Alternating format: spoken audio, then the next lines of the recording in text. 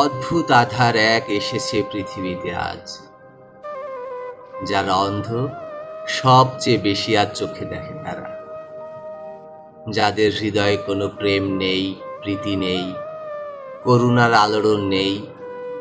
পৃথিবী অচল আজ তাদের সুপরামর্শ ছাড়া, যাদের গভীর আস্থা আছে আজও মানুষের প্রতি, এখনো যাদের কাছে স্বাভাবিক বলে মনে হয় মহৎ সত্য বা রীতি, কিংবা শিল্প অথবা সাধনা, শকুন ও শেয়ালের খাদ্য আজ তাদের হৃদয়।